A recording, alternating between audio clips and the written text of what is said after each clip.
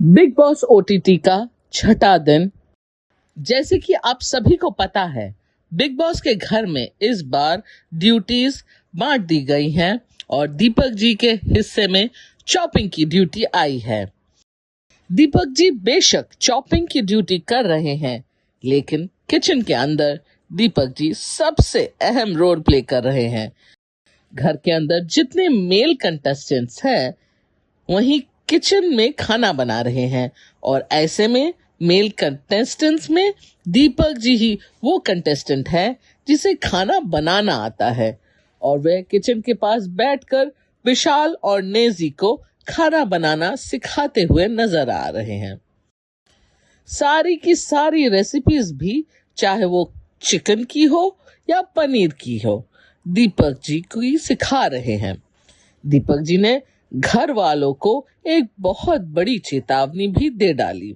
दीपक जी ने कहा, अगर मैं नींद में खाना खाऊं, चलूं या बोलूं तो डरना नहीं आप सब, ये मेरी आदत है और ये मैं कई बार कर सकता हूं।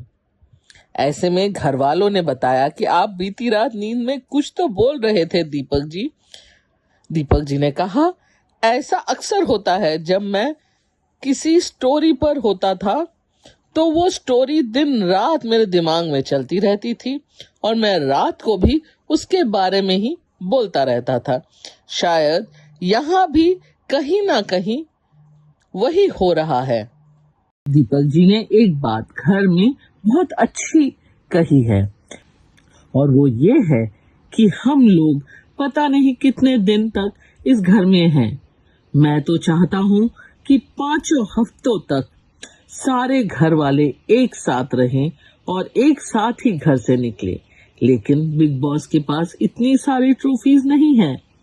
ट्रॉफी सिर्फ एक तो मिलेगी और ऐसे में हम लोग एक एक करके इस घर से जाते रहेंगे, जैसे नीरज चला गया।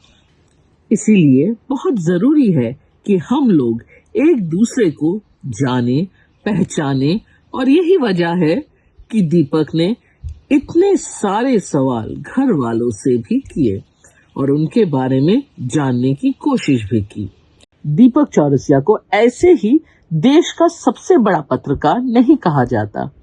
दीपक जी की आदत है, वो राज को सीने से चुरा लेते हैं और ऐसे ही राज उन्होंने पायल, अरमान और कृतिका के भी निकाले।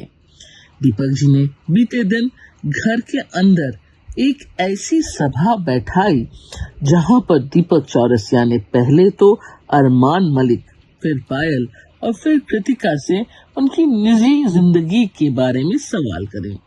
और आपको जानकर हैरानी होगी कि अचानक से फूट फूट कर पायल मलिक रोने लगी, क्योंकि पायल के दिल के तार को छेड़ चुके थे दीपक चौरसिया। दीपक जी ने कहीं ना कहीं ये दिखा दिया कि अरमान, कृतिका और पायल जो दिखा रहे हैं वो सच्चाई नहीं है।